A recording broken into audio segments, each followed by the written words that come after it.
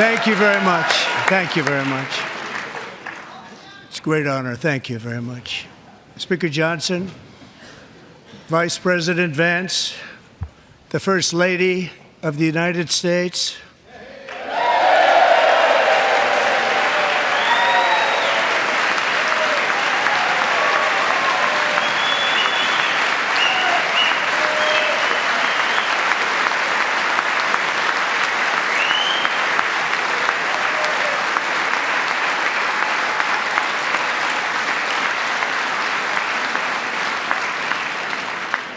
members of the United States Congress, thank you very much. And to my fellow citizens, America is back.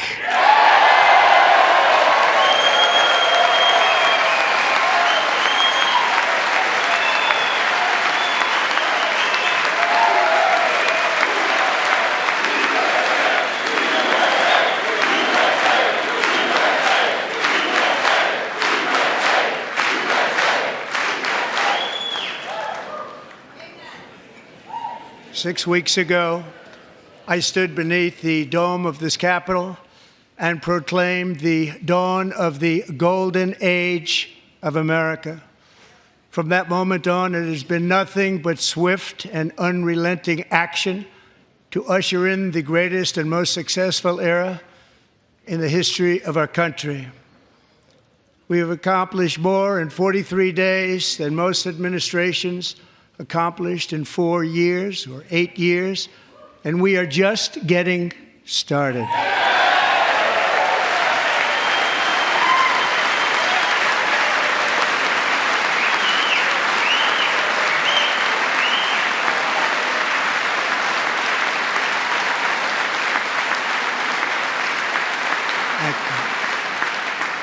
I return to this chamber tonight to report that America's momentum is back, our spirit is back, our pride is back, our confidence is back, and the American dream is surging bigger and better than ever before.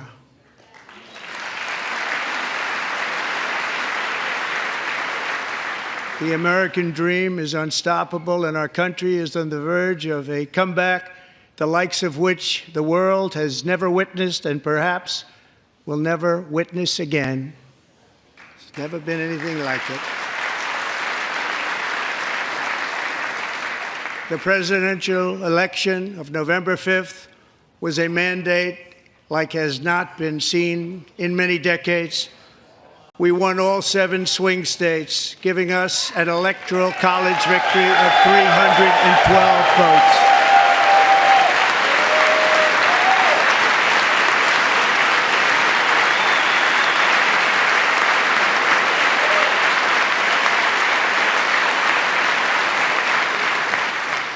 We won the popular vote by big numbers and won counties in our country.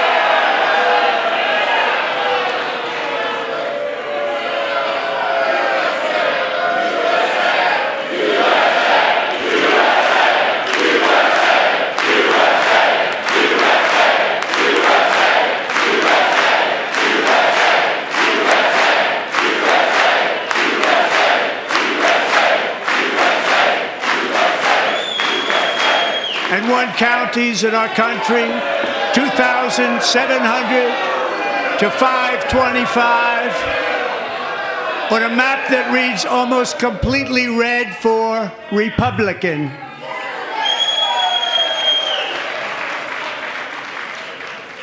Now, for the first time in modern history, more Americans believe that our country is headed in the right direction than the wrong direction. In fact, it's an astonishing record, 27-point swing, the most ever.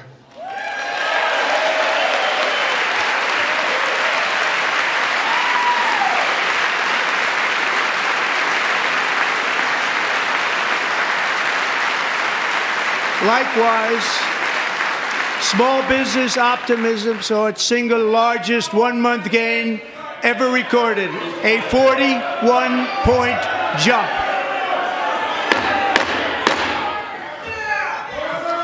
Members are directed to uphold and maintain decorum in the House and to cease any further disruptions. That's your warning.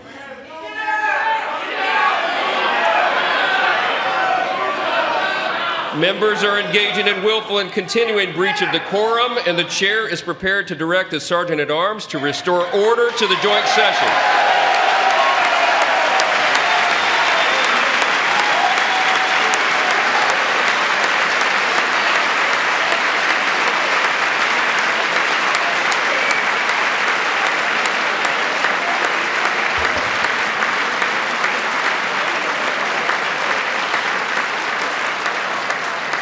Mr. Green, take your seat.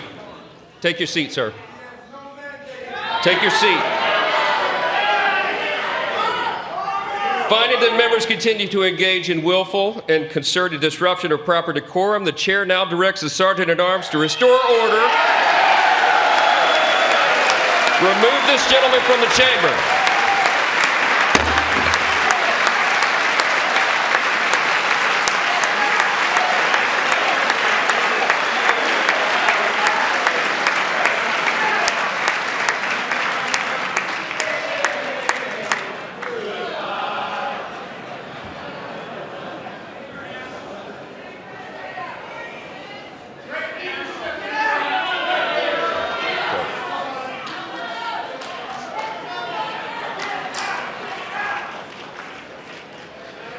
Members are directed to uphold and maintain decorum in the House. Mr. President, you continue. Thank you. Over the past 6 weeks, I have signed nearly 100 executive orders and taken more than 400 executive actions, a record to restore common sense, safety, optimism, and wealth all across our wonderful land. The people elected me to do the job, and I'm doing it.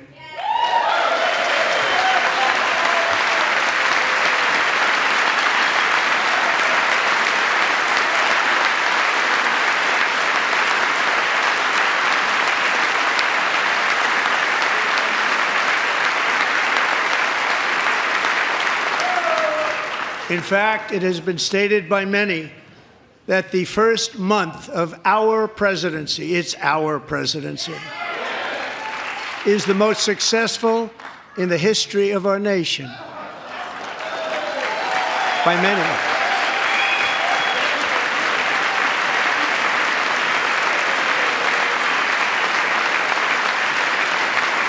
And what makes it even more impressive is that, do you know who number 2 is?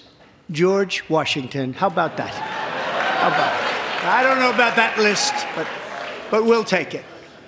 Within hours of taking the oath of office, I declared a national emergency on our southern border, and I deployed the U.S. military and Border Patrol to repel the invasion of our country.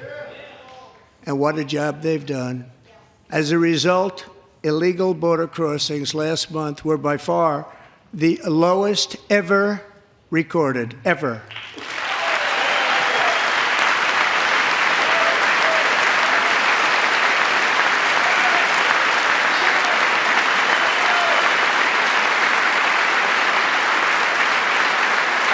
They heard my words and they chose not to come. Much easier that way. In comparison, under Joe Biden, the worst president in American history, there were hundreds of thousands of illegal crossings a month, and virtually all of them, including murderers, drug dealers, gang members, and people from mental institutions and insane asylums, were released into our country. Who would want to do that? This is my 5th such speech to Congress. And once again, I look at the Democrats in front of me, and I realize there is absolutely nothing I can say to make them happy or to make them stand or smile or applaud. Nothing I can do. I could find a cure to the most devastating disease, a disease that would wipe out entire nations, or announce the answers to the greatest economy in history, or the stoppage of crime to the lowest levels ever recorded. And these people sitting right here will not clap, will not stand, and certainly will not cheer for these astronomical achievements. They won't do it, no matter what. Five times I've been up here. It's very sad, and it just shouldn't be this way.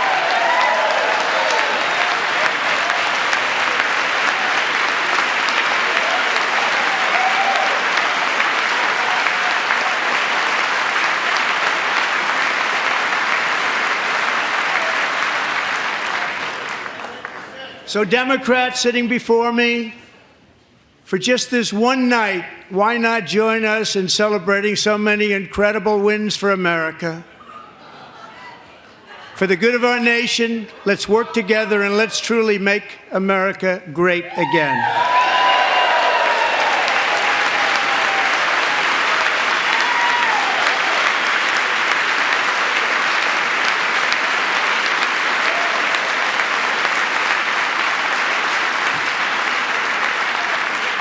Every day, my administration is fighting to deliver the change America needs to bring a future that America deserves, and we're doing it. This is a time for big dreams and bold action. Upon taking office, I imposed an immediate freeze on all federal hiring, a freeze on all new federal regulations, and a freeze on all foreign aid.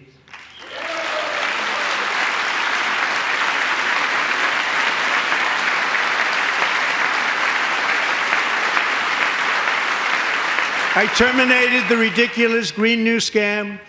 I withdrew from the unfair Paris Climate Accord, which was costing us trillions of dollars that other countries were not paying.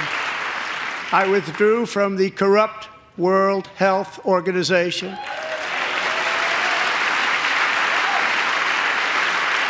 And I also withdrew from the anti-American UN Human Rights Council.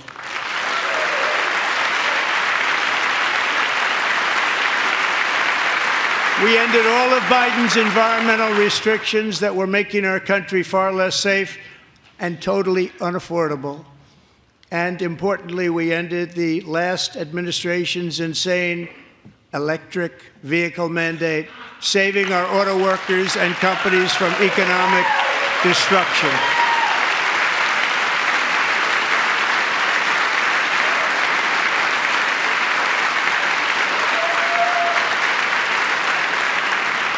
To unshackle our economy, I have directed that for every one new regulation, 10 old regulations must be eliminated, just like I did in my very successful first term.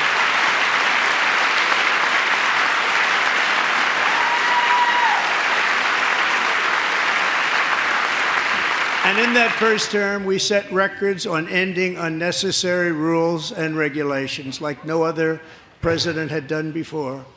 We ordered all federal workers to return to the office. They will either show up for work in person or be removed from their job.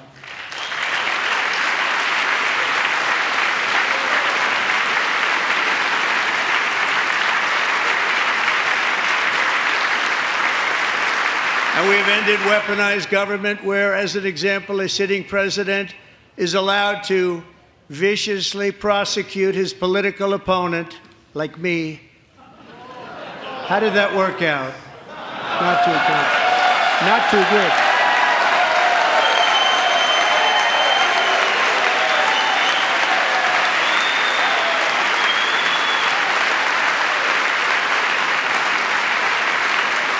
And I have stopped all government censorship and brought back free speech in America. It's back.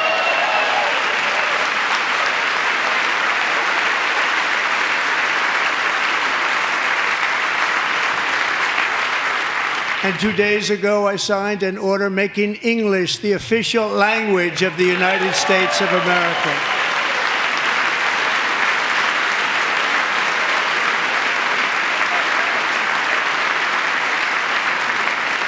I renamed the Gulf of Mexico the Gulf of America.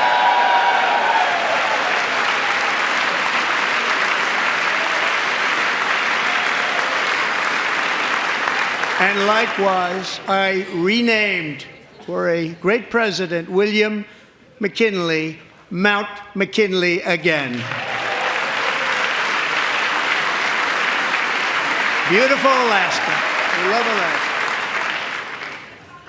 We've ended the tyranny of so-called diversity, equity, and inclusion policies all across the entire federal government and indeed the private sector and our military. And our country will be woke no longer.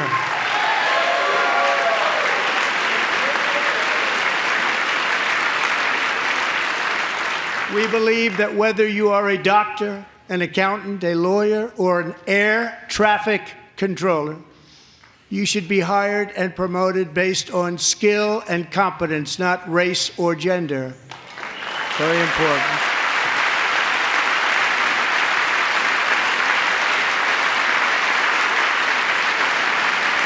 You should be hired based on merit.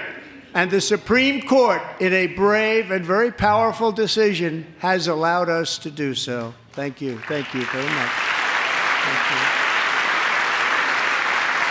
you. We have removed the poison of critical race theory from our public schools, and I signed an order making it the official policy of the United States government that there are only two genders, male and female.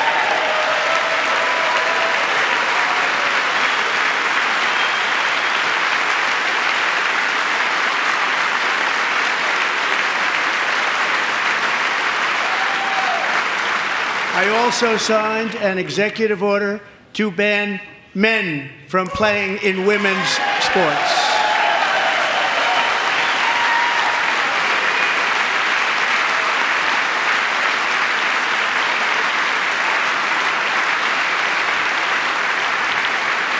Three years ago, Peyton McNabb was an all-star high school athlete, one of the best, preparing for a future in college sports. But when her girls' volleyball match was invaded by a male, he smashed the ball so hard in Peyton's face, causing traumatic brain injury, partially paralyzing her right side and ending her athletic career. It was a shot like she's never seen before. She's never seen anything like it. Peyton is here tonight in the gallery, and Peyton, from now on, schools will kick the men off the girls' team, or they will lose all federal funding.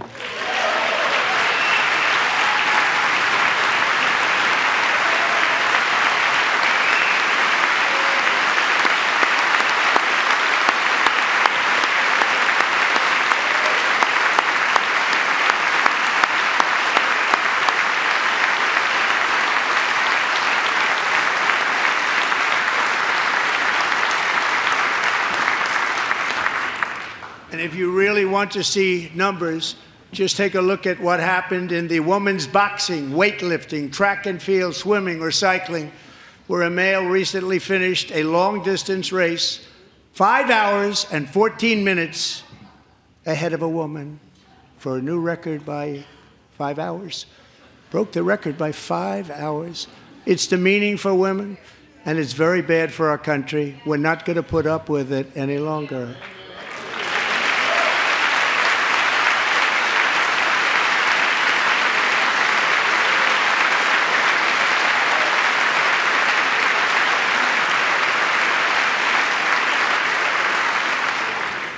What I have just described is only a small fraction of the common sense revolution that is now, because of us, sweeping the entire world.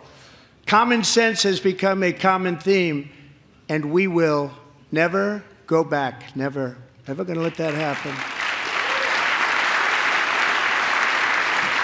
Among my very highest priorities is to rescue our economy and get dramatic and immediate relief to working families.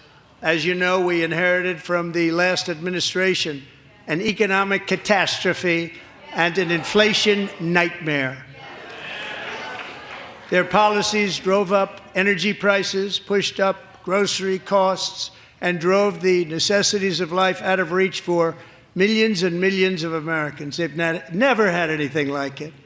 We suffered the worst inflation in 48 years, but perhaps even in the history of our country. They're not sure. As president, I'm fighting every day to reverse this damage and make America affordable again.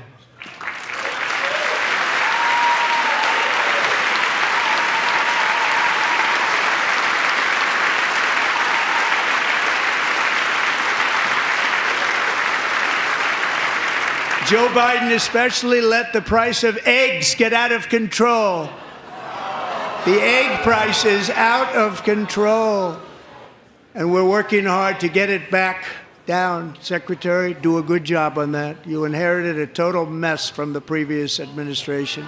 Do a good job.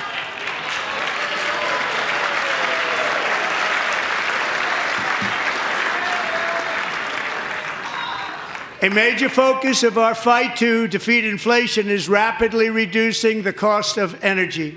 The previous administration cut the number of new oil and gas leases by 95%, slowed pipeline construction to a halt, and closed more than 100 power plants. We are opening up many of those power plants right now.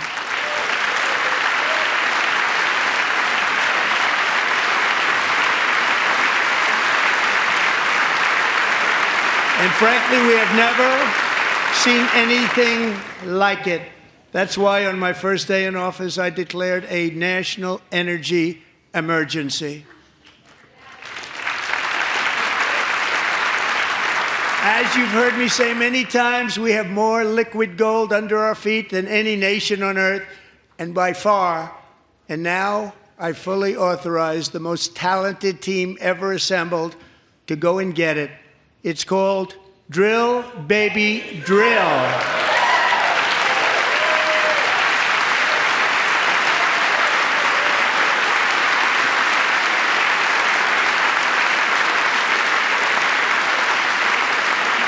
My administration is also working on a gigantic natural gas pipeline in Alaska, among the largest in the world, where Japan, South Korea, and other nations want to be our partner with investments of trillions of dollars each. There's never been anything like that one. It will be truly spectacular. It's all set to go. The permitting is gotten. And later this week, I will also take historic action to dramatically expand production of critical minerals and rare earths here in the USA.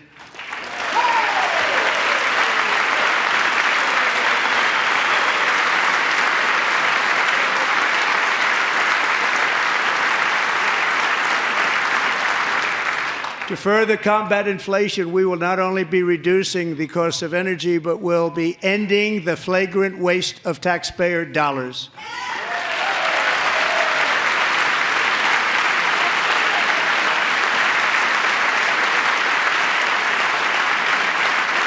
And to that end, I have created the brand new Department of Government Efficiency, DOGE. Perhaps you've heard of it. Perhaps.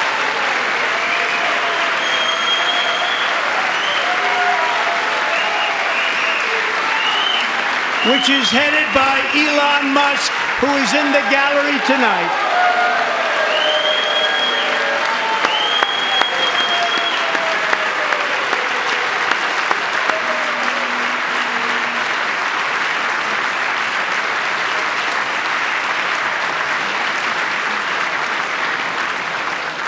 Thank you, Elon. He's working very hard. He didn't need this. He didn't need this. Thank you very much. We appreciate it. Everybody here, even this side, appreciates it, I believe. They just don't want to admit that. Just listen to some of the appalling waste we have already identified. $22 billion from HHS to provide free housing and cars for illegal aliens. $45 million for diversity, equity, and inclusion scholarships in Burma. $40 million to improve the social and economic inclusion of sedentary migrants. Nobody knows what that is. $8 million to promote LGBTQI+ in the African nation of Lesotho, which nobody has ever heard of. $60 million for indigenous peoples and Afro-Colombian empowerment in Central America, $60 million. $8 million for making mice transgender. This is real.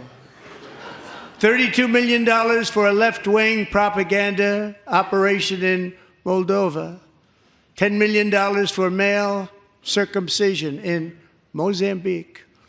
$20 million for the Arab Sesame Street in the Middle East. It's a program. $20 million for a program.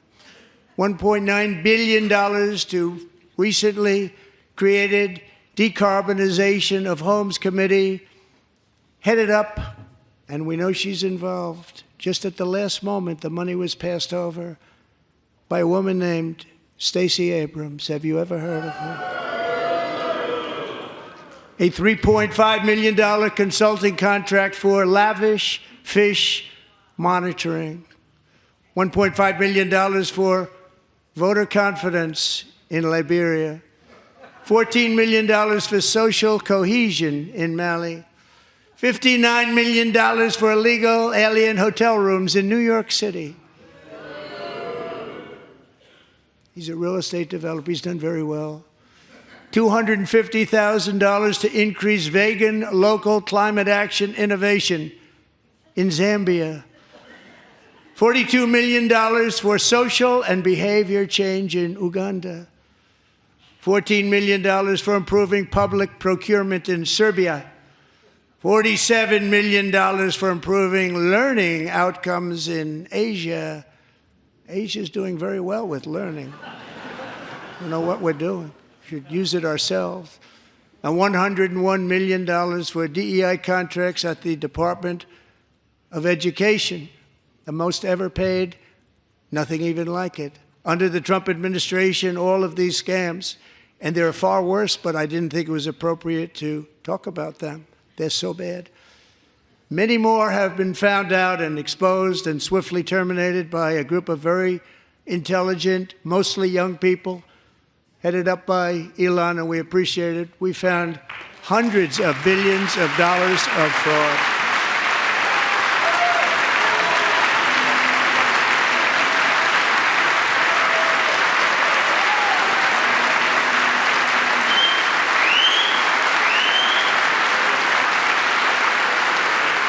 And we've taken back the money and reduced our debt to fight inflation and other things. Taken back a lot of that money. We got it just in time. This is just the beginning. The Government Accountability Office, a federal government office, has estimated annual fraud of over $500 billion in our nation, and we are working very hard to stop it. We're going to. We're also identifying shocking levels of incompetence and probable fraud in the Social Security program for our seniors, and that our seniors and people that we love rely on. Believe it or not, government databases list 4.7 million Social Security members from people aged 100 to 109 years old. It lists 3.6 million people from ages 110 to 119. I don't know any of them. I know some people that are rather elderly, but not quite that elderly. 3.47 million people from ages 120 to 129. 3.9 million people from ages 130 to 139. 3.5 million people from ages 140 to 149. And money is being paid to many of them, and we're searching right now. In fact, Pam, good luck. Good luck.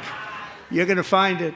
But a lot of money is paid out to people because it just keeps getting paid, and nobody does, and it really hurts Social Security and hurts our country. 1.3 million people from ages 150 to 159, and over 130,000 people, according to the Social Security databases, are age over 160 years old.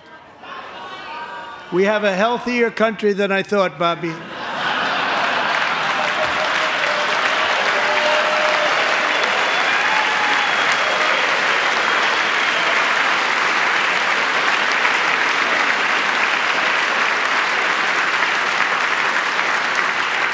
Including, to finish, 1,039 people between the ages of 220 and 229, one person between the age of 240 and 249, and one person is listed at 360 years of age. More than 100 years older than our country. But we're going to find out where that money's going, and it's not going to be pretty. By slashing all of the fraud, waste, and theft we can find, we will defeat inflation, bring down mortgage rates, lower car payments and grocery prices, protect our seniors, and put more money in the pockets of American families.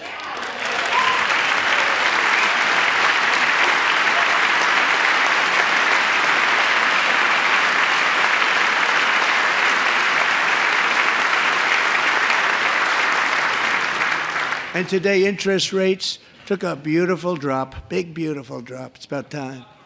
And in the near future, I want to do what has not been done in 24 years, balance the federal budget. We're going to balance it.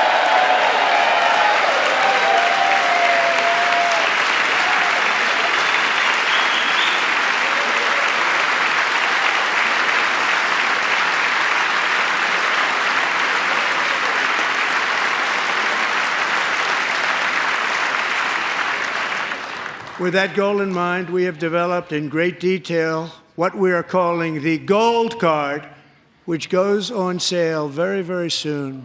For $5 million, we will allow the most successful job-creating people from all over the world to buy a path to U.S. citizenship. It's like the green card, but better and more sophisticated. And these people will have to pay tax in our country. They won't have to pay tax from where they came. The money that they've made, you wouldn't want to do that, but they have to pay tax, create jobs. They'll also be taking people out of colleges and paying for them so that we can keep them in our country instead of having them being forced out. Number one, at the top school, as an example, being forced out and not being allowed to stay and create tremendous numbers of jobs and great success for a company out there. So while we take out the criminals, killers, traffickers, and child predators who are allowed to enter our country under the open border policy of these people, the Democrats, the Biden administration, the open border insane policies that you've allowed to destroy our country, we will now bring in brilliant, hardworking, job-creating people. They're going to pay a lot of money, and we're going to reduce our debt with that money.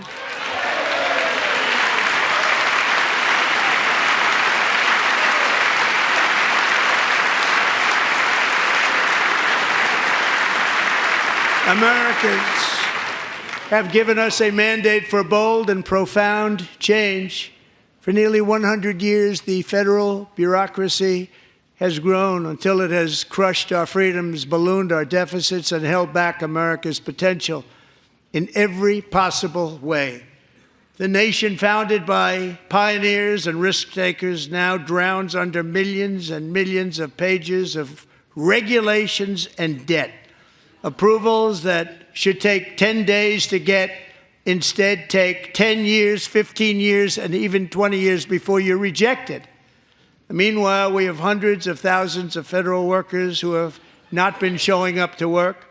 My administration will reclaim power from this unaccountable bureaucracy, and we will restore true democracy to America again.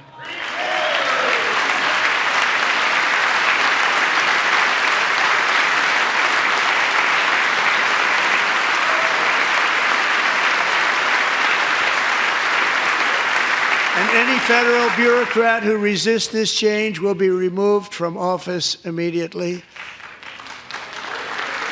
Because we are draining the swamp. It's very simple. And the days of rule by unelected bureaucrats are over.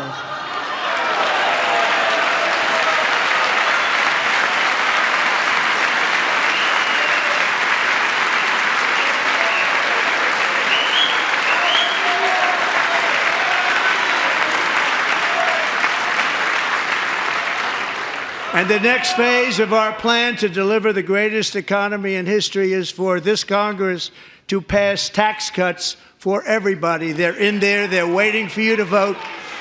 And I'm sure that the people on my right, I don't mean the Republican right, but my right here, I'm sure you're going to vote for those tax cuts, because otherwise I don't believe the people will ever vote you into office. So I'm doing you a big favor by telling you that. But I know this group is going to be voting for the tax cuts.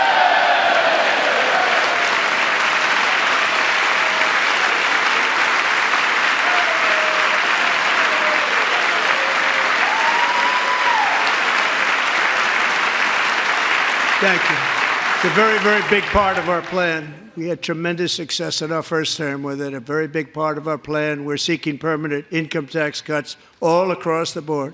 And to get urgently needed relief to Americans hit especially hard by inflation, I'm calling for no tax on tips, no tax on overtime, and no tax on Social Security benefits for our great seniors.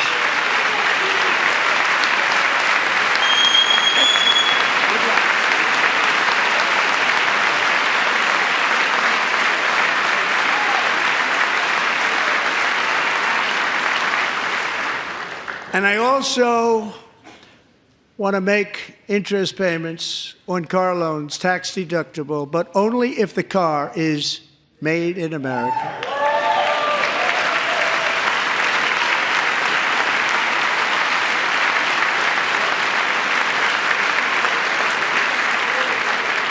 And by the way, we're going to have growth in the auto industry like nobody's ever seen. Plants are opening up all over the place. Deals are being made.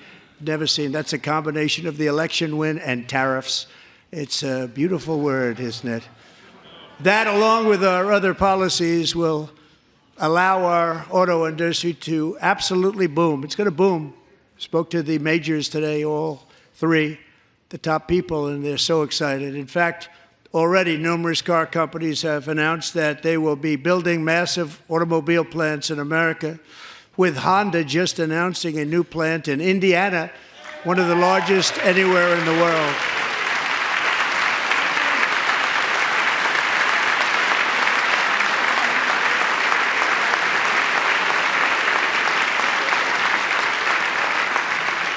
And this has taken place since our great victory on November 5th, a date which will hopefully go down as one of the most important in the history of our country.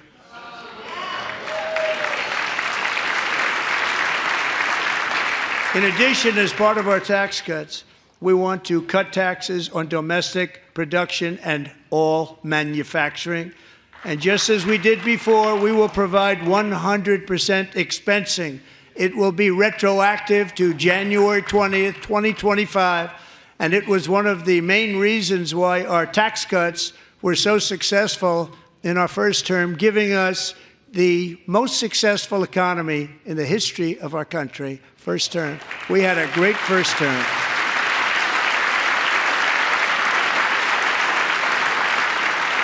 If you don't make your product in America, however, under the Trump administration, you will pay a tariff, and in some cases, a rather large one. Other countries have used tariffs against us for decades, and now it's our turn to start using them against those other countries.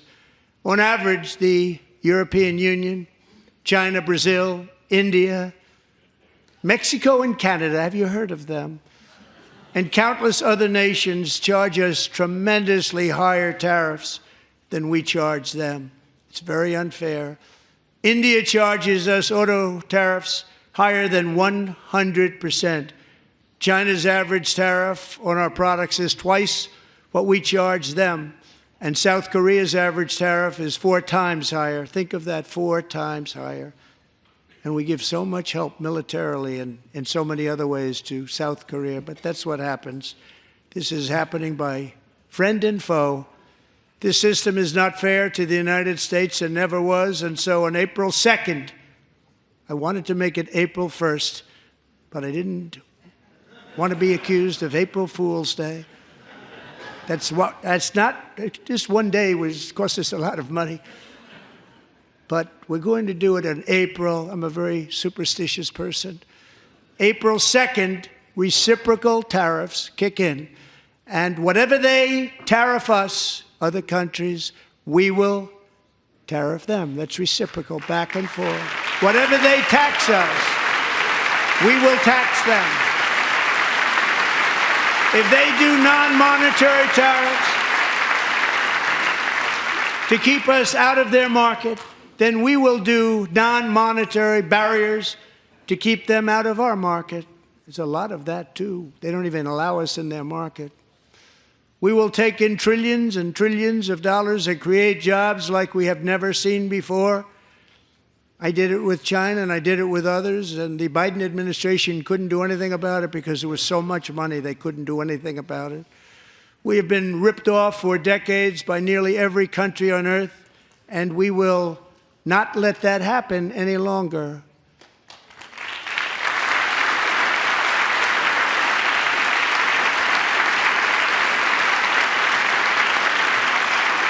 Much has been said over the last 3 months about Mexico and Canada, but we have very large deficits with both of them. But even more importantly, they've allowed fentanyl to come into our country at levels never seen before, killing hundreds of thousands of our citizens and many very young, beautiful people, destroying families. Nobody's ever seen anything like it. They are, in effect, receiving subsidies of hundreds of billions of dollars. We pay subsidies to Canada and to Mexico of hundreds of billions of dollars, and the United States will not be doing that any longer. We're not going to do it any longer.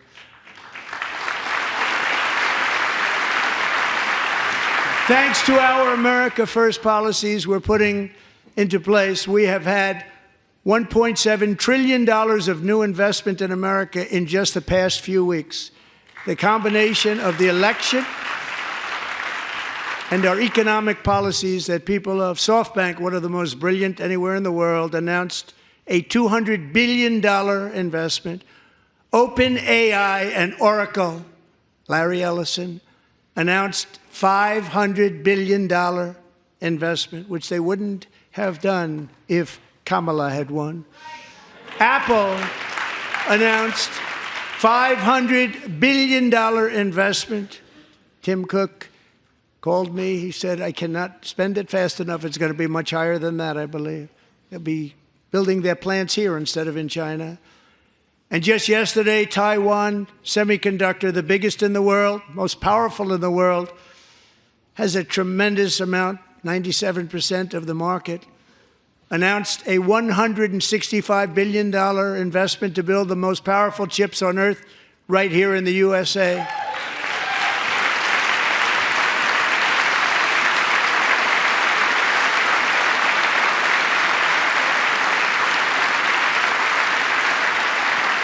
And we're not giving them any money. Your CHIPS Act is a horrible, horrible thing. We give hundreds of billions of dollars, and it doesn't mean a thing. They take our money and they don't spend it. All that meant to them, we're giving them no money. All that was important to them was they didn't want to pay the tariffs, so they came and they're building, and many other companies are coming. We don't have to give them money. We just want to protect our businesses and our people, and they will come because they won't have to pay tariffs if they build in America. So it's very amazing. You should get rid of the CHIP Act, and whatever's left over, Mr. Speaker, you should use it to reduce debt or any other reason you want to.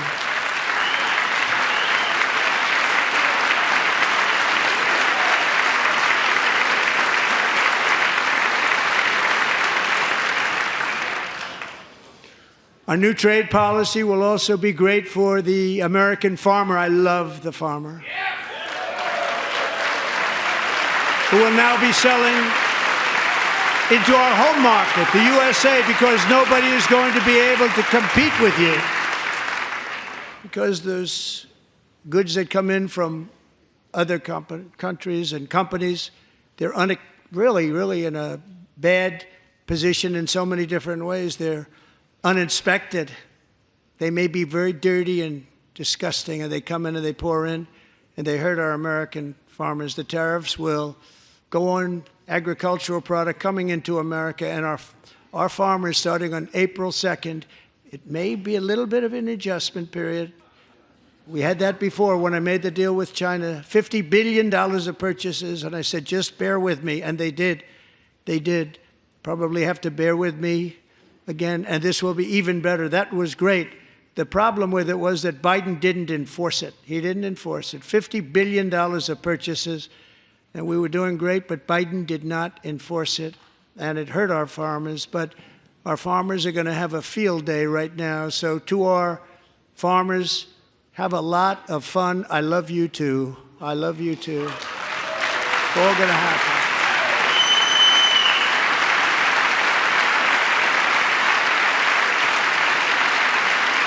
And I have also imposed a 25% tariff on foreign aluminum, copper, lumber, and steel, because if we don't have, as an example, steel and lots of other things, we don't have a military, and frankly, we just won't have a country very long.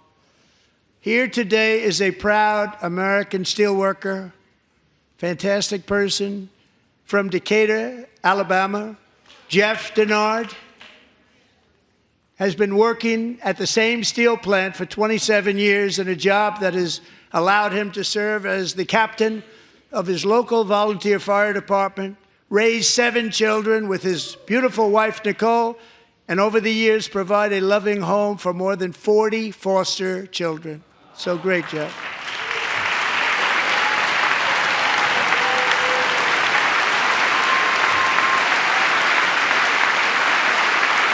Thank you, Jeff. Thank you, Jeff.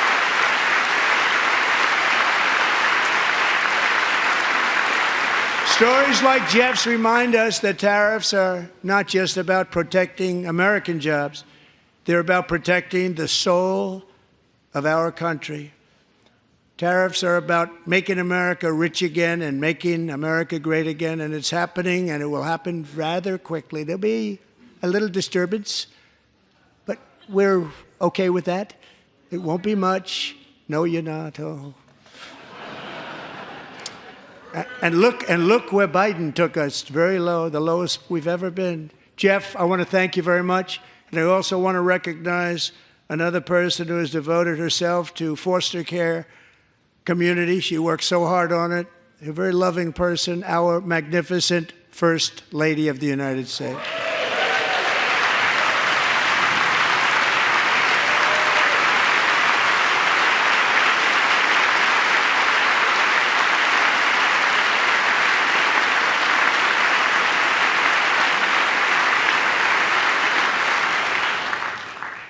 Melania's work has yielded incredible results, helping prepare our nation's future leaders as they enter the workforce.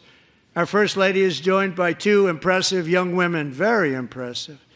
Haley Ferguson, who benefited from the First Lady's Fostering the Future initiative and is poised to complete her education and become a teacher. And Elliston Berry, who became a victim of an illicit deepfake image produced by a peer. With Elliston's help, the Senate just passed the Take It Down Act, and this is so important. Thank you very much, John. John Thune, thank you. Stand up, John. Thank you, John.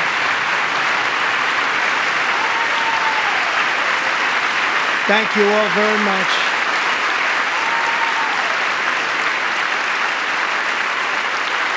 Thank you. And thank you to John Thune and the Senate. Great job. To criminalize the publication of such images online is a terrible, terrible thing. And once it passes the House, I look forward to signing that bill into law. Thank you. And I'm going to use that bill for myself, too, if you don't mind. Because nobody gets treated worse than I do online. Nobody. That's great. Thank you very much to the Senate. Thank you. But if we truly care about protecting Americans' children, no step is more crucial than securing America's borders. Over the past 4 years, 21 million people poured into the United States. Many of them were murderers, human traffickers, gang members, and other criminals from the streets of dangerous cities all throughout the world. Because of Joe Biden's insane and very dangerous open border policies, they are now strongly embedded in our country, but we are getting them out and getting them out fast.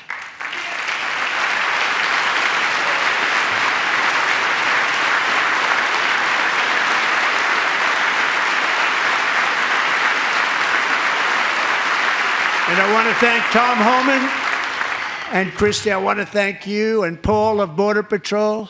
I want to thank you. What a job they've all done. Everybody, Border Patrol, ICE, law enforcement in general is incredible. We have to take care of our law enforcement. Have to.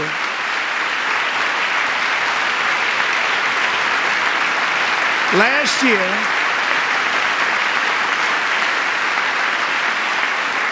a brilliant 22-year-old nursing student named Laken Riley, the best in her class, admired by everybody, went out for a jog on the campus of the University of Georgia. That morning, Laken was viciously attacked, assaulted, beaten, brutalized, and horrifically murdered.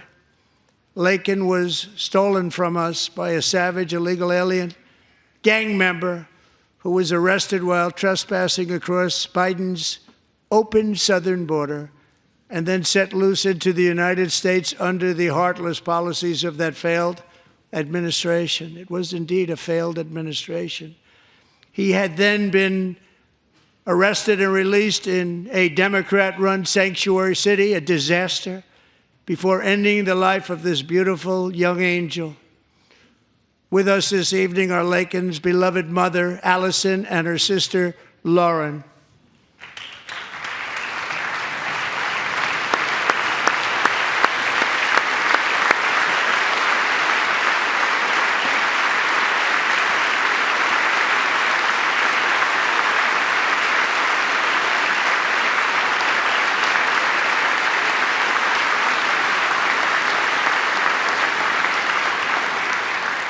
Last year, I told Laken's grieving parents that we would ensure their daughter would not have died in vain. That's why the very first bill I signed into law as your 47th president mandates the detention of all dangerous criminal aliens who threaten public safety. It's a very strong, powerful act.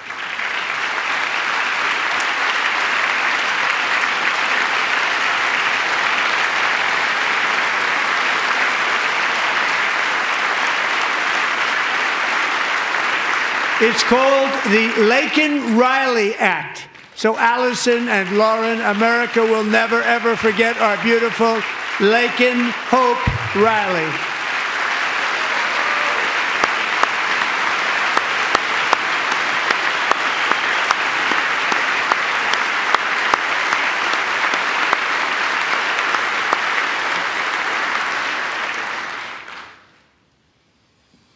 Thank you very much. Since taking office, my administration has launched the most sweeping border and immigration crackdown in American history, and we quickly achieved the lowest numbers of illegal border crossers ever recorded. Thank you.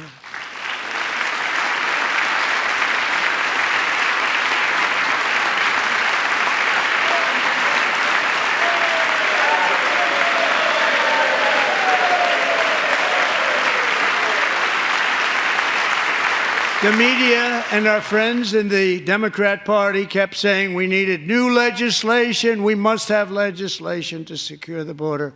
But it turned out that all we really needed was a new president.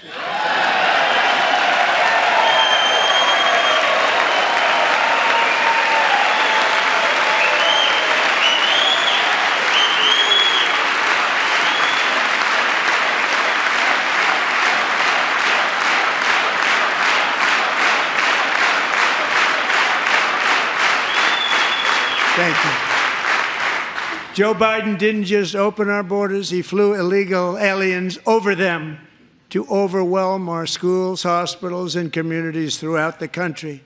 Entire towns like Aurora, Colorado, and Springfield, Ohio, buckled under the weight of the migrant occupation and corruption like nobody's ever seen before. Beautiful towns destroyed. Now, just as I promised in my inaugural address, we are achieving the great liberation of America.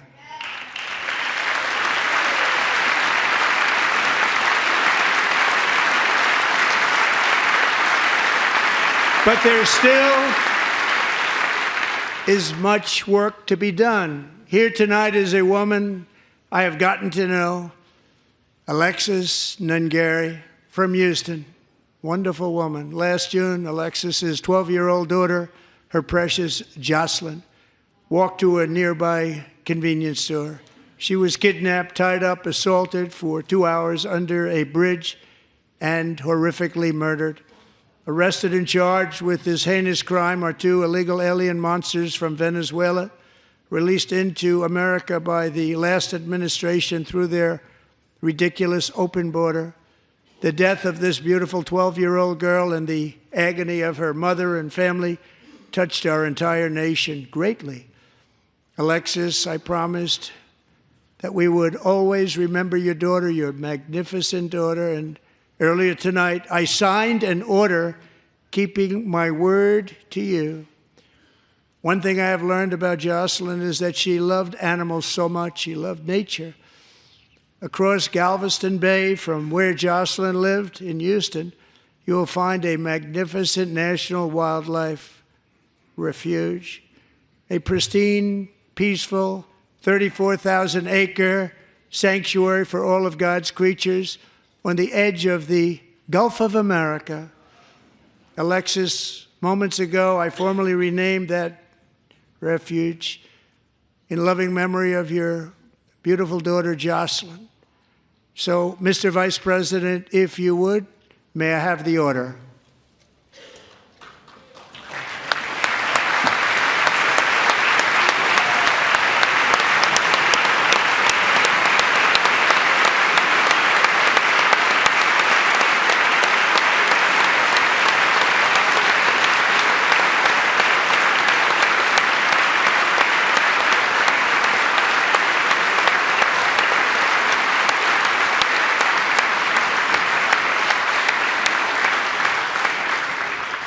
Thank you very much. All 3 savages charged with Jocelyn and Lakin's murders were members of the Venezuelan prison gang, the toughest gang, they say, in the world, known as Tren de Aragua. 2 weeks ago, I officially designated this gang, along with MS-13 and the bloodthirsty Mexican drug cartels, as foreign terrorist organizations.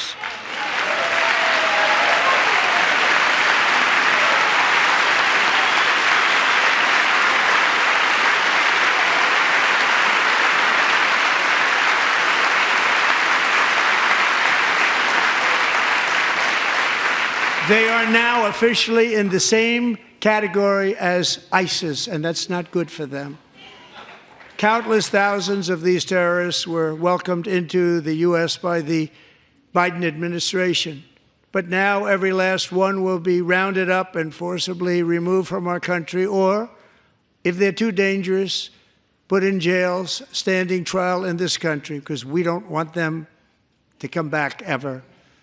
With us this evening is a warrior on the front lines of that battle, Border Patrol Agent Roberto Ortiz.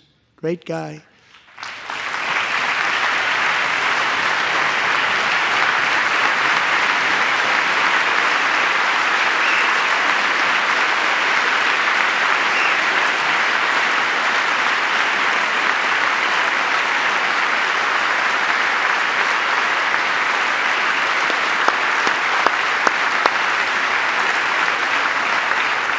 In January, Roberto and another agent were patrolling by the Rio Grande near an area known as Cartel Island. Doesn't sound too nice to me. When heavily armed gunmen started shooting at them, Roberto saw that his partner was totally exposed, at great danger, and he leapt into action, returning fire and providing crucial seconds for his fellow agent to seek safety, just barely. I have some of the prints of that event, and it was not good. Agent Ortiz, we salute you for your great courage and for your line of fire that you took and for the bravery that you showed. We honor you, and we will always honor you. Thank you, Roberto, very much.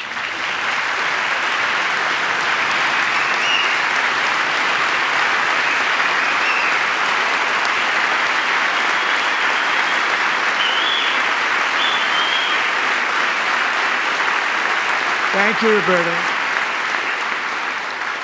And I actually got to know him on my many calls to the border. He's a great gentleman.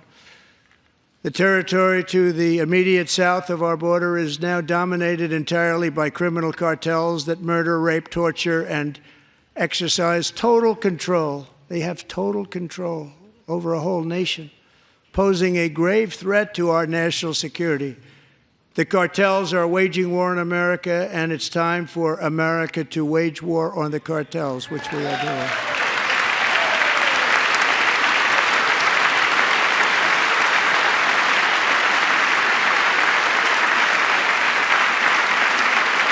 Five nights ago, Mexican authorities, because of our tariff policies being imposed on them, think of this, handed over to us 29 of the biggest cartel leaders in their country. That has never happened before. They want to make us happy.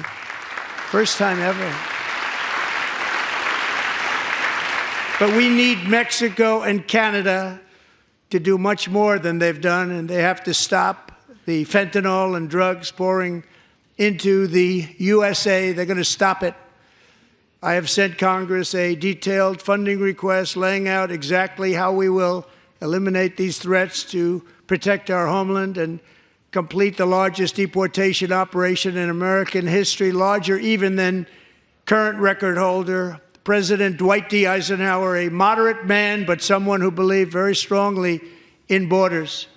Americans expect Congress to send me this funding without delay so I can sign it into law. So, Mr. Speaker, John Thune, both of you, I hope you're going to be able to do that, Mr. Speaker. Thank you. Mr. Leader, thank you. Thank you very much. And let's get it to me. I'll sign it so fast, you won't even believe it.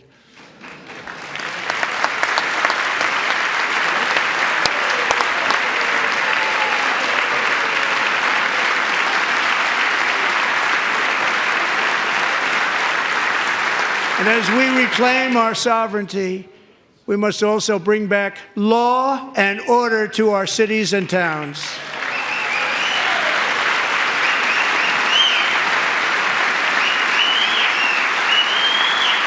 In recent years, our justice system has been turned upside down by radical left lunatics. Many jurisdictions virtually ceased enforcing the law against dangerous repeat offenders while weaponizing law enforcement against political opponents like me. My administration has acted swiftly and decisively to restore fair, equal, and impartial justice under the constitutional rule of law, starting at the FBI and the DOJ. Pam, good luck. Kash, wherever you may be, good luck. Good luck. Pam Bondi. Good luck. So important. Going to do a great job. Kash, thank you. Thank you, Kash.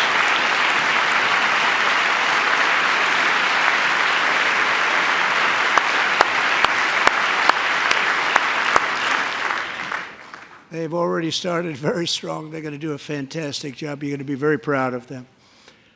We're also once again giving our police officers the support, protection, and respect they so dearly deserve. They have to get it.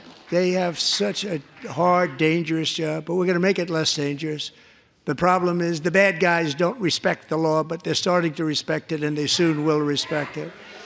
This also includes our great fire departments throughout the country. Our firemen and women are unbelievable people, and we'll never forget them. And besides that, they voted for me in record numbers, so I have no choice.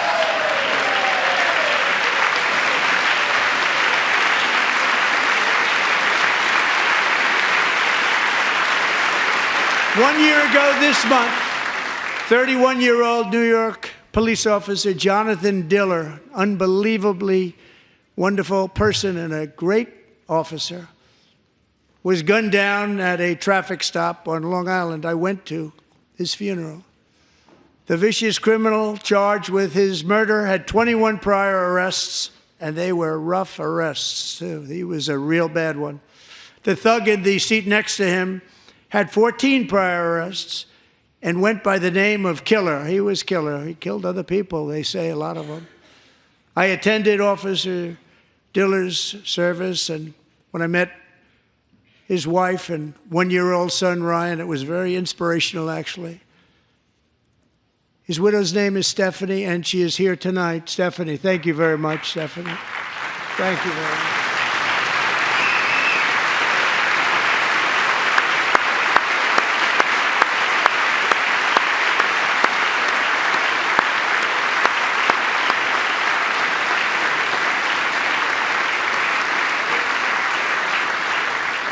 Stephanie, we're going to make sure that Ryan knows his dad was a true hero, New York's finest, and we're going to get these cold-blooded killers and repeat offenders off our streets, and we're going to do it fast.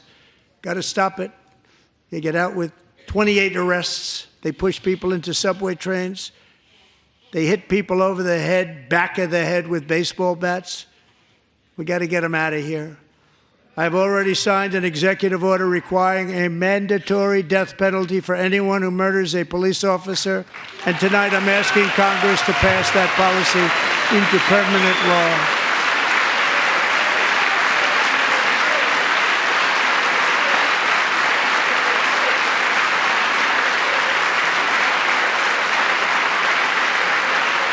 I'm also asking for a new crime bill getting tough on repeat offenders while enhancing protections for America's police officers so they can do their jobs without fear of their lives being totally destroyed. They don't want to be killed. We're not going to let them be killed. Joining us in the gallery tonight is a young man who truly loves our police. His name is DJ Daniel. He is 13 years old, and he has always dreamed of becoming a police officer.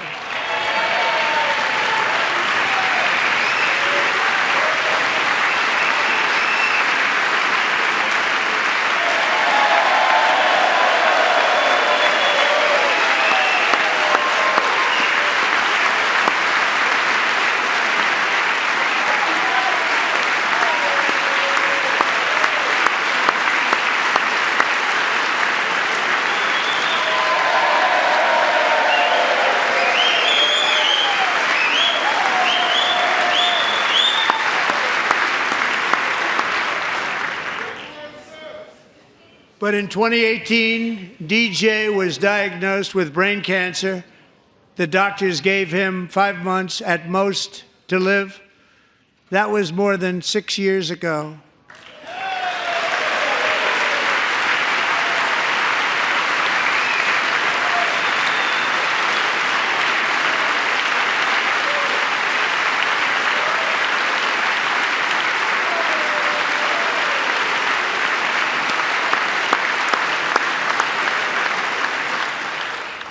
Since that time, DJ and his dad have been on a quest to make his dream come true, and DJ has been sworn in as an honorary law enforcement officer, actually a number of times. The police love him, the police departments love him.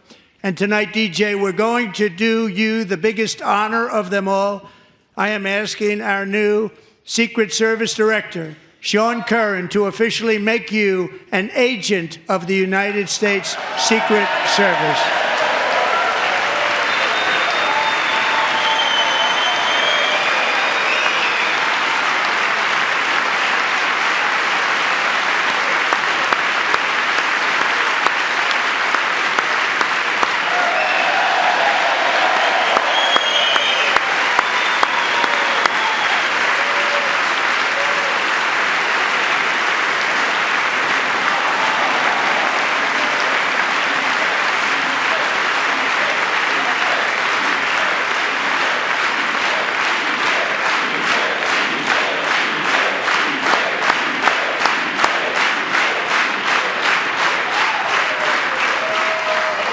Thank you, DJ.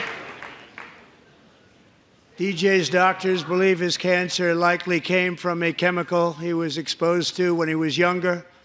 Since 1975, rates of child cancer have increased by more than 40%. Reversing this trend is one of the top priorities for our new Presidential Commission to Make America Healthy Again, chaired by our new Secretary of Health and Human Services, Robert F. Kennedy, Jr.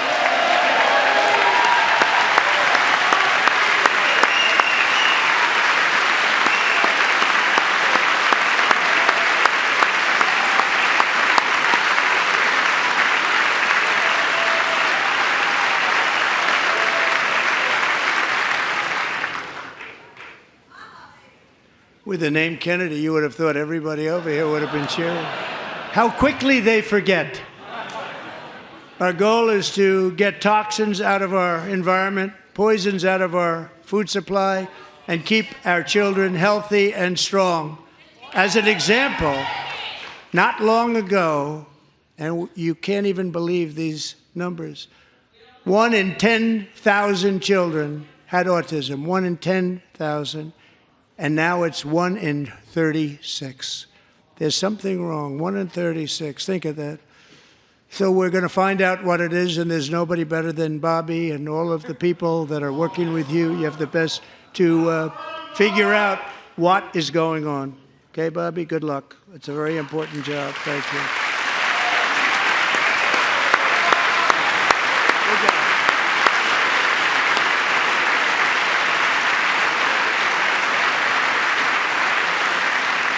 Thank you. My administration is also working to protect our children from toxic ideologies in our schools. A few years ago, January Littlejohn and her husband discovered that their daughter's school had secretly socially transitioned their 13-year-old little girl. Teachers and administrators conspired to deceive January and her husband while encouraging her daughter to use a new name and pronouns.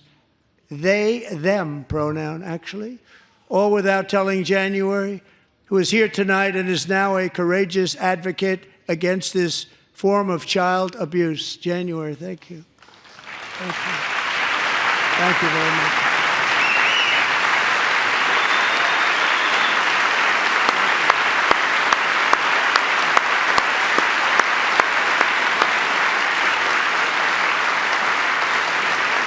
Thank you. Stories like this are why, shortly after taking office, I signed an executive order banning public schools from indoctrinating our children with transgender ideology.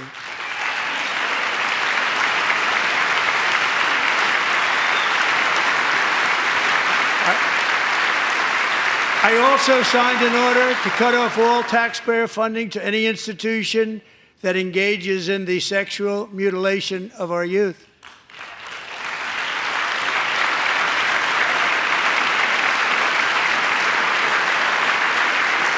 And now I want Congress to pass a bill permanently banning and criminalizing sex changes on children and forever ending the lie that any child is trapped in the wrong body.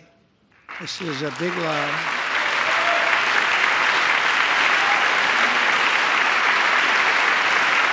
And our message to every child in America is that you are perfect exactly the way God made you.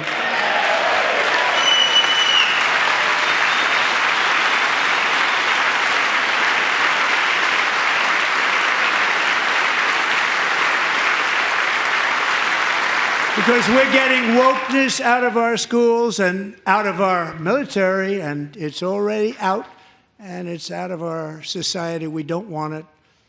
Wokeness is trouble. Wokeness is bad. It's gone. It's gone. And we feel so much better for it, don't we? Don't we feel better? Our service members won't be activists and ideologues. They will be fighters and warriors. They will fight for our country. And Pete, congratulations. Secretary of Defense, congratulations.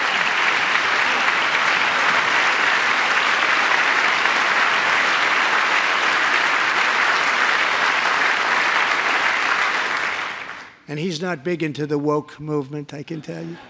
I know him well. I am pleased to report that in January, the U.S. Army had its single best recruiting month in 15 years, and that all armed services are having among the best recruiting results ever in the history of our services. What a difference.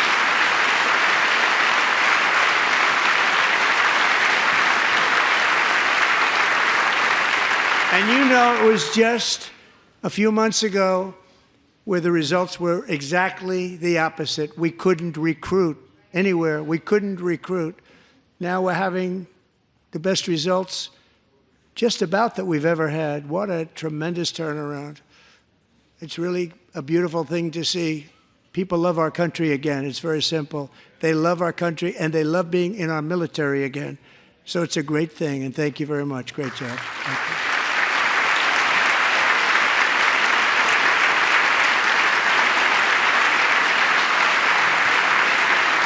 We're joined tonight by a young man, Jason Hartley, who knows the weight of that call of duty. Jason's father, grandfather, and great-grandfather all wore the uniform. Jason tragically lost his dad, who was also a Los Angeles County Sheriff's deputy when he was just a boy, and now he wants to carry on the family legacy of service. Jason is a senior in high school, a 6-letter varsity athlete, a really good athlete, they say, a brilliant student with a 4.46, that's good, GPA. And his greatest dream is to attend the U.S. Military Academy at West Point.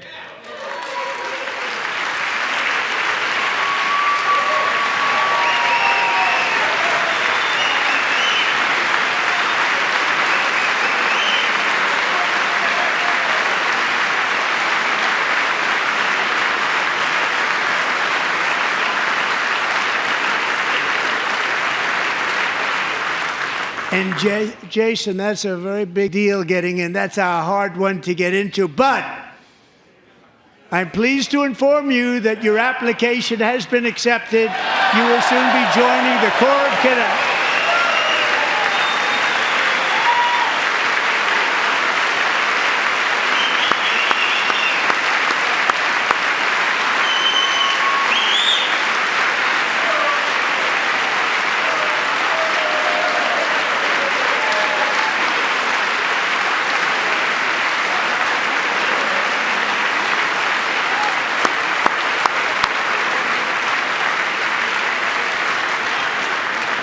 Thank you.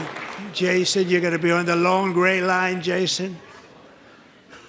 As Commander-in-Chief, my focus is on building the most powerful military of the future.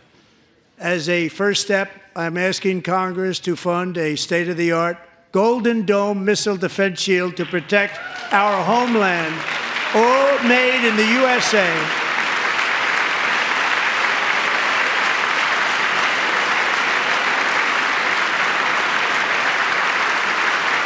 And Ronald Reagan wanted to do it long ago, but the technology just wasn't there, not even close. But now we have the technology. It's incredible, actually. And other places, they have it. Israel has it. Other places have it. And the United States should have it too, right, Tim, right? They should have it too. So I want to thank you. But it's a very, very important. This is a very dangerous world. We should have it. We want to be protected, and we're going to protect our citizens like never before. To boost our defense industrial base, we are also going to resurrect the American shipbuilding industry, including commercial shipbuilding and military shipbuilding.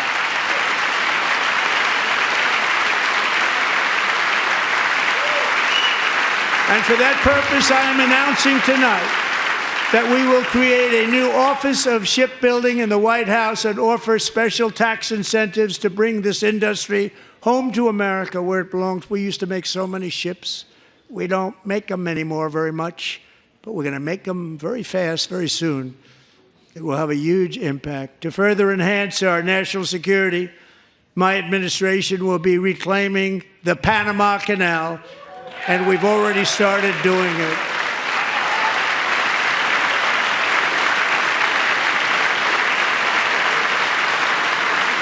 Just today, a large American company announced they are buying both ports around the Panama Canal and lots of other things having to do with the Panama Canal and a couple of other canals. The Panama Canal was built by Americans for Americans, not for others, but others could use it. But it was built at tremendous cost of American blood and treasure. 38,000 workers died building the Panama Canal. They died of malaria. They died of snake bites and mosquitoes. Not a nice place to work. They paid them very highly to go there, knowing there was a 25% chance that they would die. The most expensive project also that was ever built in our country's history, if you bring it up to modern day costs. It was given away by the Carter administration for $1, but that agreement has been violated very severely. We didn't give it to China. We gave it to Panama, and we're taking it back.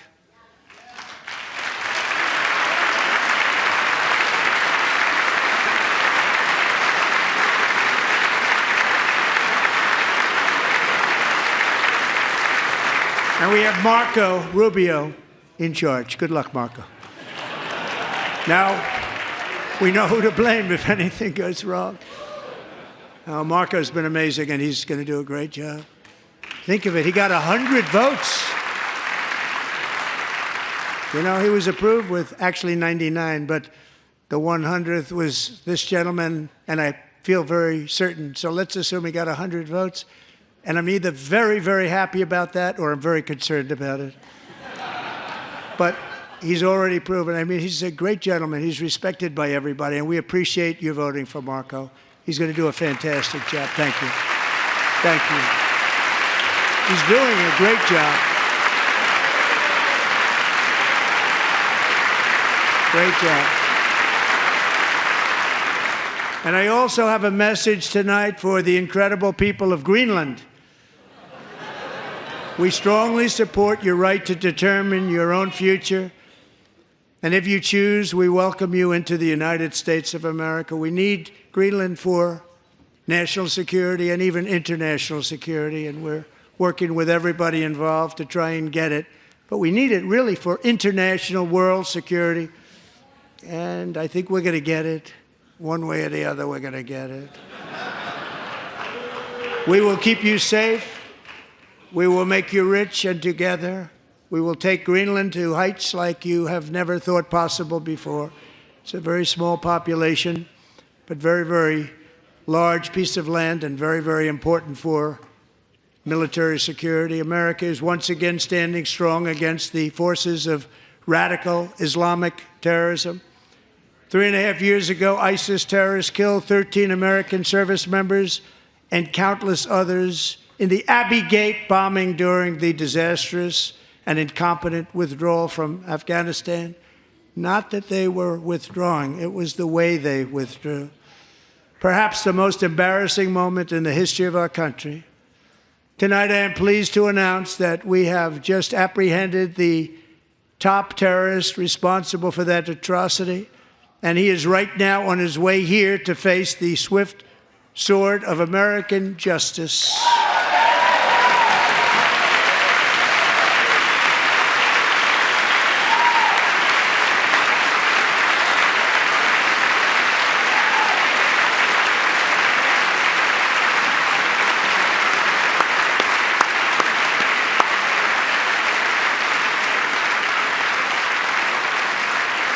And I want to thank especially the government of Pakistan for helping arrest this monster. This was a very momentous day for those 13 families who I actually got to know very well, most of them, whose children were murdered, and the many people that were so badly, over 42 people, so badly injured on that fateful day in Afghanistan. What a horrible day. Such incompetence was shown that when Putin saw what happened, I guess he said, wow, maybe this is my chance. That's how bad it was. Should have never happened. Grossly incompetent people. I spoke to many of the parents and loved ones, and they're all in our hearts tonight. Just spoke to them on the phone. We had a big call. Every one of them called, and everybody was on the line, and They did nothing but cry with happiness. They were very happy, as happy as you can be under those circumstances. Their child, brother, sister, son, daughter was killed for no reason whatsoever. In the Middle East, we're bringing back our hostages from Gaza. In my first term, we achieved one of the most groundbreaking peace agreements in generations, the Abraham Accords.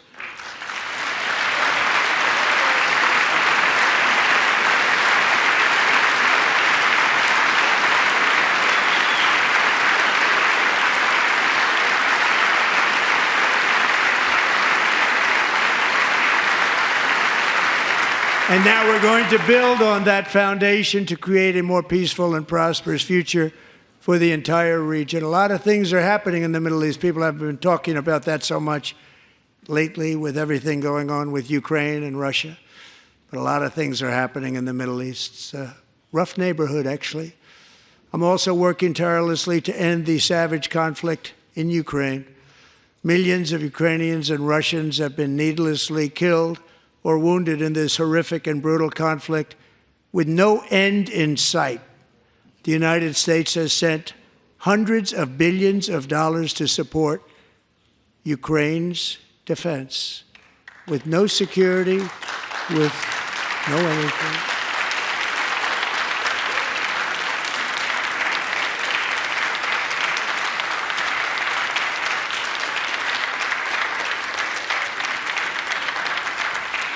Do you want to keep it going for another 5 years? Yeah, you would say Pocahontas says yes.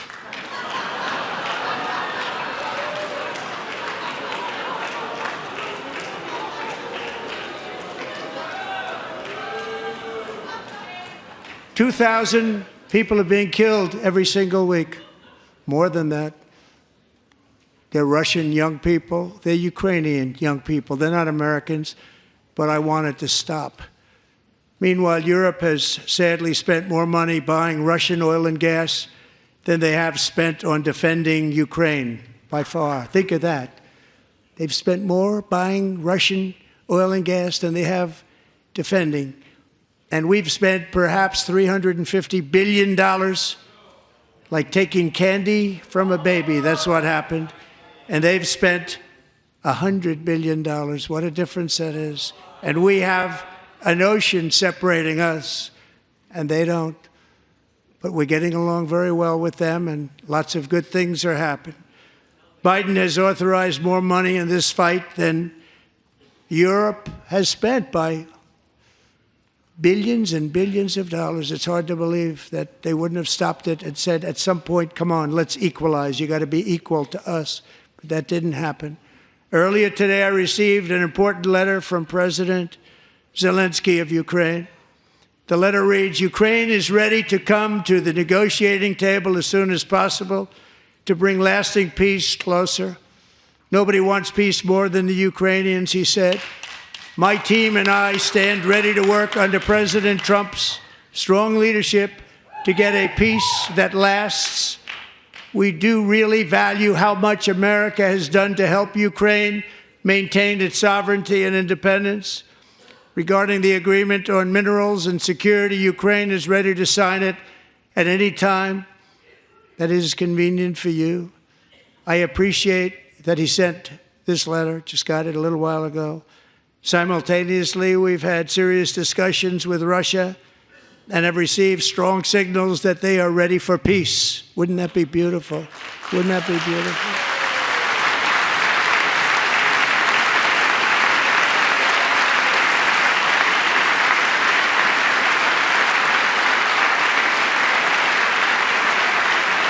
Wouldn't that be beautiful?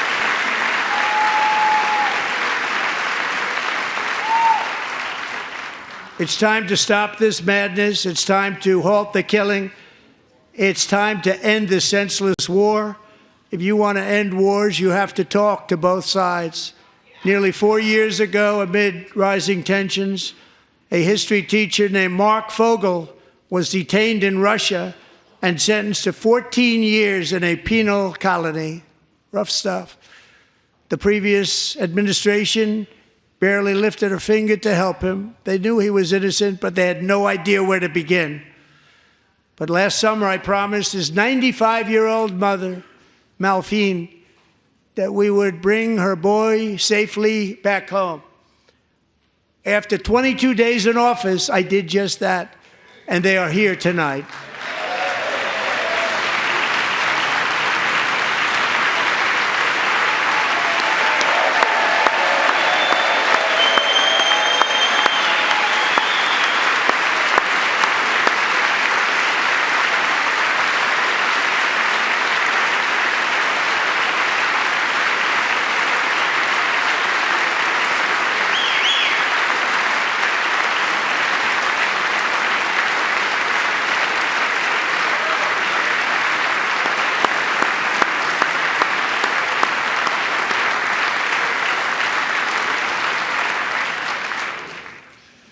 To Mark and his great mom, we are delighted to have you safe and sound and with us. As fate would have it, Mark Fogel was born in a small rural town in Butler, Pennsylvania. Have you heard of it? Where his mother has lived for the past 78 years. I just happened to go there last July 13th for a rally.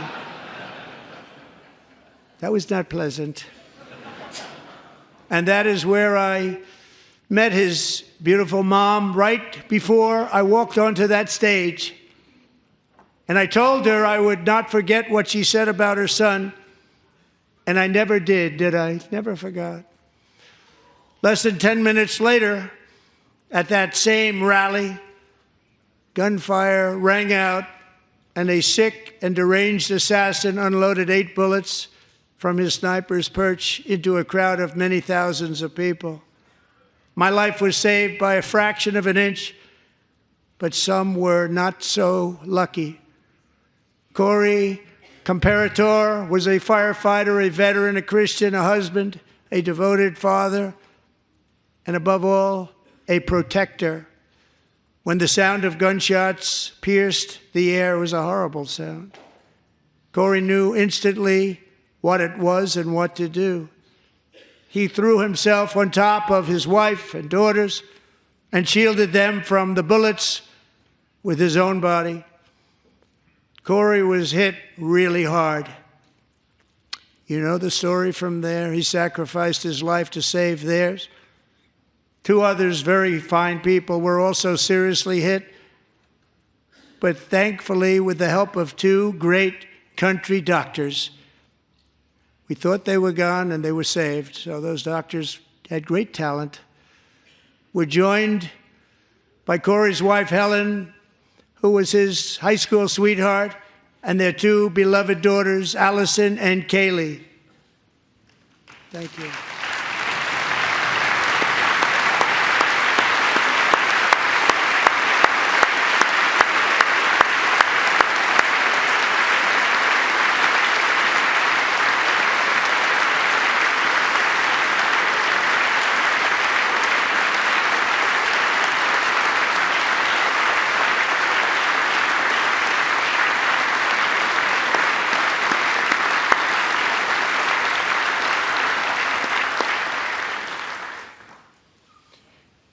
To Helen, Allison, and Kaylee, Corey is looking down on his 3 beautiful ladies right now, and he is cheering you on. He loves you.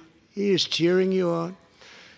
Corey was taken from us much too soon, but his destiny was to leave us all with a shining example of the selfless devotion of a true American patriot. It was love like Corey's that built our country, and it's love like Corey's that is going to make our country more majestic than ever before. I believe that my life was saved that day in Butler for a very good reason. I was saved by God to make America great again. I believe that. Thank you. Thank you.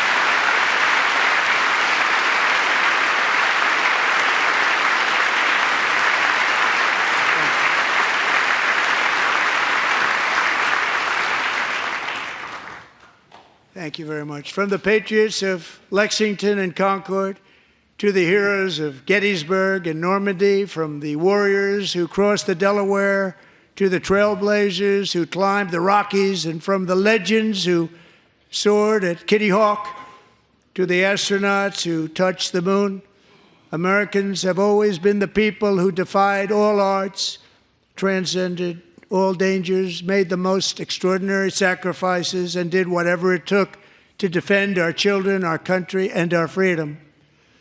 And as we have seen in this chamber tonight, that same strength, faith, love, and spirit is still alive and thriving in the hearts of the American people. Despite the best efforts of those who would try to censor us, silence us, break us, destroy us, Americans are today a proud, free, sovereign, and independent nation that will always be free, and we will fight for it till death. We will never let anything happen to our beloved country, because we are a country of doers, dreamers, fighters, and survivors. Our ancestors crossed a vast ocean, strode into the unknown wilderness, and carved their fortunes from the rock and soil of a perilous and very dangerous frontier. They chased our destiny across a boundless continent.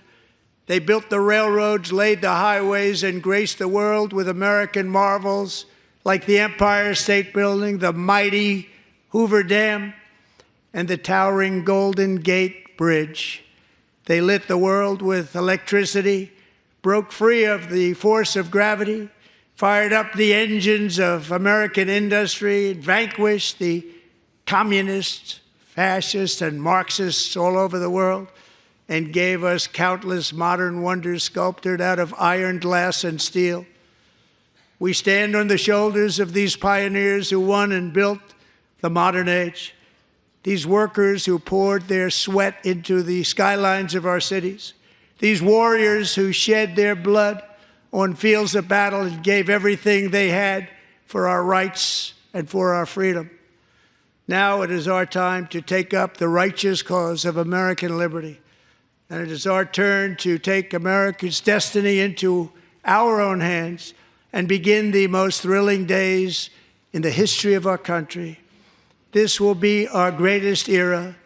With God's help, over the next 4 years, we are going to lead this nation even higher, and we are going to forge the freest, most advanced, most dynamic, and most dominant civilization ever to exist on the face of this earth. We are going to create the highest quality of life, build the safest and wealthiest and healthiest and most vital communities anywhere in the world. We are going to conquer the vast frontiers of science, and we are going to lead humanity into space and plant the American flag on the planet Mars and even far beyond.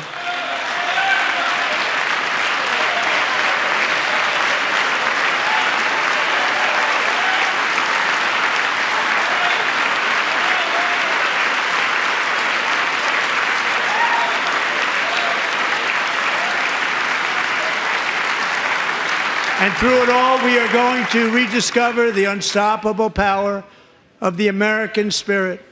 And we are going to renew unlimited promise of the American dream. Every single day, we will stand up and we will fight, fight, fight for the country our citizens believe in and for the country our people deserve.